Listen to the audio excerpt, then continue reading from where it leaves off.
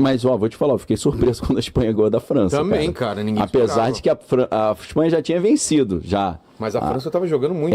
E eles entraram, parecia que eles estavam meio apáticos, né? Tava meio estranho. Tava, a qualquer momento vamos ganhar aquele esquema. E teve várias atitudes estranhas ali do Mbappé também, né?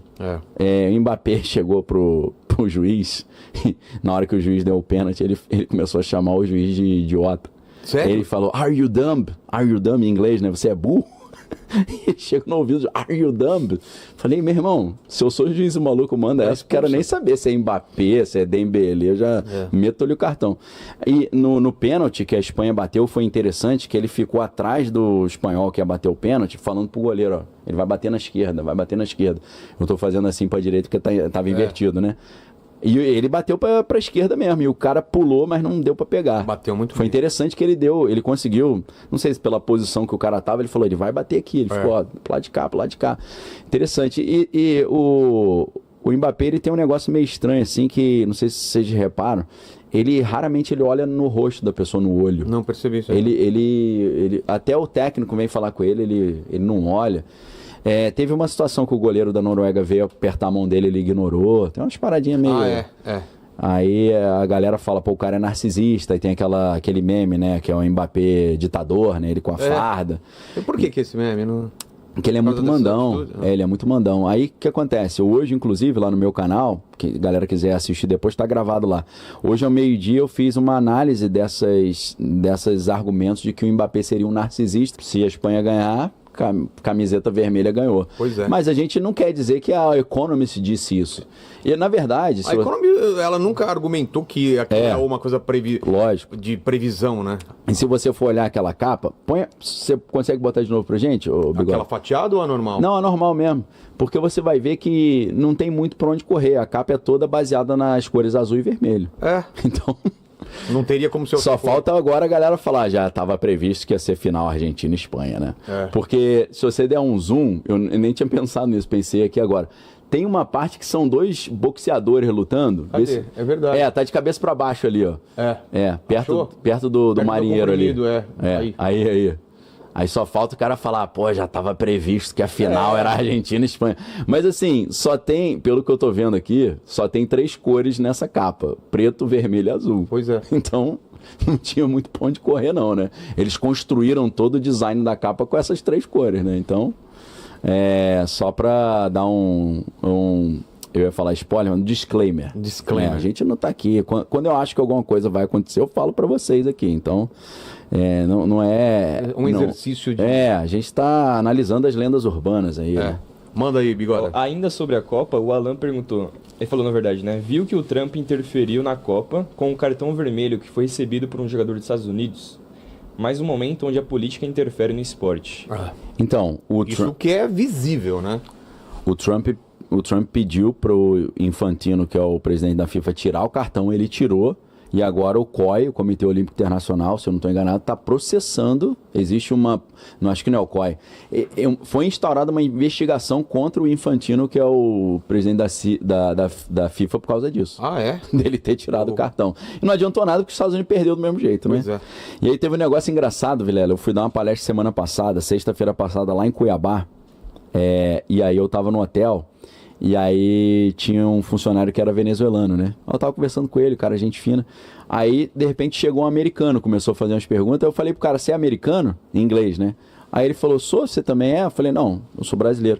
Aí ele falou, então, meus pêsames aí pela derrota do Brasil. Eu falei, não, mas Estados Unidos perdeu também, né? Aí ele Aí eu falei, não, mas como o meu pai é espanhol, também tem cidadania, eu tô torcendo pela Espanha. Aí ele, legal. Aí ele falou, você vai dar palestra de quê? Eu falei, vou dar uma palestra de geopolítica. Aí, legal, interessante, parabéns aí, boa palestra. Aí eu fui tomar um banho. Quando eu desci, cara, aí eu tô descendo no elevador, eu e minha esposa, entra ele no elevador com a mulher dele falando um monte de maluquice em italiano. Falando mais ou menos assim, pô, você fica me obrigando a falar italiano, só porque todo mundo entende inglês, eu não posso mais conversar com você em inglês. Só que falando italiano perfeito, assim, né? E eu quase que eu falei, olha, não tá dando muito certo não, que é mais fácil até entender italiano. Aí ele falando com ela, não, mas é melhor, porque senão, tudo que a gente fala, todo mundo... Aí ele me viu, boa palestra. E saiu. Quase que eu falei, meu filho, não faz isso com a tua mulher não, deixa eu falar deixa inglês. ela falar aí, inglês, pô, pera aí, Mas achei engraçado ele me dar meus pêsames que o Brasil perdeu, pô. Sendo que eu falei, você perdeu também, pô, os Estados Unidos. Não ligam muito. E eu ia falar, você perdeu ainda com a maracutaia que o Trump fez de negócio de tirar cartão, né? O Vila Nova, ele falou, Daniel, você acredita que os vícios têm uma dimensão espiritual e que cada tipo está ligado a um demônio? E as redes sociais podem nos deixar tão distraídos quanto nos dias de Noé? Então, olha só, eu não acredito que todo vício tem origem espiritual, mas eu acho que alguns vícios podem ter uma origem espiritual. Não são todos não, mas eu creio que alguns podem ter, né? Só para separar, né, as coisas. Às vezes uma pessoa que está com um determinado vício, quando ela se liberta espiritualmente, ela tende a melhorar, né? Então eu não sei se é porque o demônio saiu, porque esse Jesus entrou, né? Eu não sei se foi na saída ou na entrada que a coisa foi resolvida. Agora, esse negócio das redes sociais, isso é muito interessante. Eu vou indicar um livro para quem gosta desses assuntos, que é A Tirania das Big Tech. Nesse livro, esse livro é do senador americano Josh Hawley, que é um senador jovem, é o segundo senador mais jovem da história, e ele fez um livro, ele é um dos caras que mais brigava ali, ele que ficava intimando o Mark Zuckerberg para ir no Senado toda hora. No cérebro, atua na mesma área do cérebro quando o cara tá no cassino e o...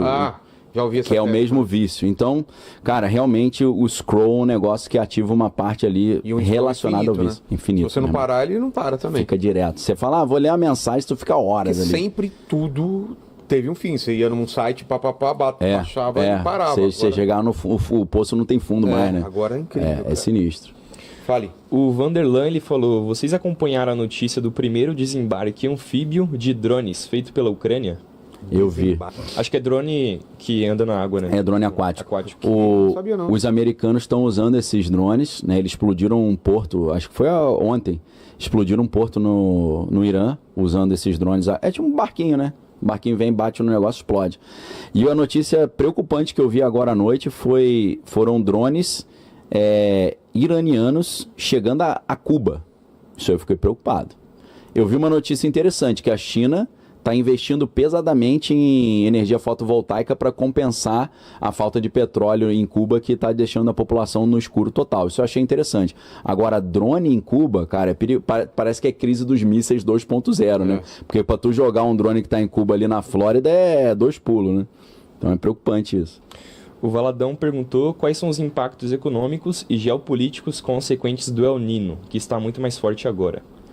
Então, econômico severo, a gente comentou aí, né? Porque se você tem muita chuva no sul e uma seca e calor mais pro centro-oeste, cara, isso destrói as plantações, a tendência é produção menor de comida, preço mais caro. E na questão geopolítica, você tem o agravamento de problemas econômicos, e isso pode deixar o Brasil mais vulnerável numa negociação ali com os Estados Unidos, algo que o Trump, isso era um tema até que eu tinha separado para falar hoje, esqueci totalmente, que parece que dentro da Câmara do Comércio nos Estados Unidos já estão confirmadas as novas tarifas americanas contra o Brasil, né? Ou que está sendo chamado de tarifaço.